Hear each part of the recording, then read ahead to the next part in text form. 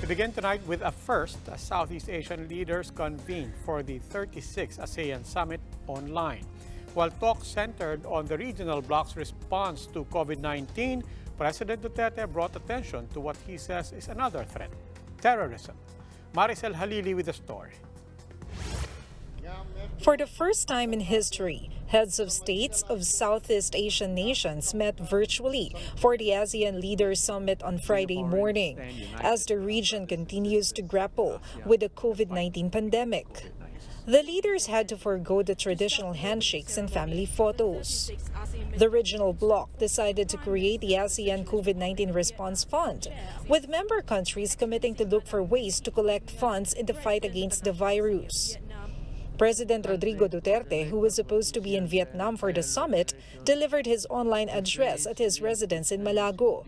In his speech, Duterte emphasized the need to maximize trade participation among ASEAN countries. This is not only to ensure steady supply amid the pandemic, but also to push for faster economic recoveries. To survive, we need to make fundamental and systematic changes. And only a cohesive and responsive ASEAN can help us safely navigate out of this perfect storm of crisis. The president added that the Philippine government must focus on giving assistance to ordinary workers and micro, small, and medium enterprises. And amid the bad effects of the crisis, the president highlighted some silver lining, including the decline in pollution and the boom in e-commerce and artificial intelligence. This pandemic has taught us that we must choose to be the nature's steward, not its abuses. Lockdowns have also forced us to take full responsibility of technology and innovation. The adoption of e-commerce, e-learning, video conferencing, and the artificial intelligence have all accelerated by the crisis. The issue and territorial dispute was also discussed. In his press briefing, presidential spokesperson Harry Roque said the president reminded the different claimants to the South China Sea to avoid tension by adhering to the rule of law. And like other heads of state, Roque said Duterte supports the early passage of the Code of Conduct.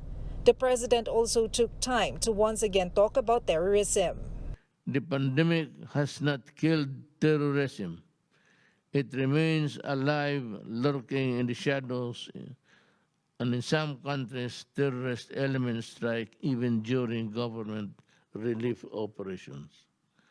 At a time of great need, these acts are unconscionable, and we must therefore be always on the alert. During the summit, at least 2 heads of state have recommended the reopening of borders of ASEAN nations to allow business travels, subject to restrictions, but the rest of ASEAN leaders have yet to decide on the matter. For News 5, Maricel Halili, we are One News.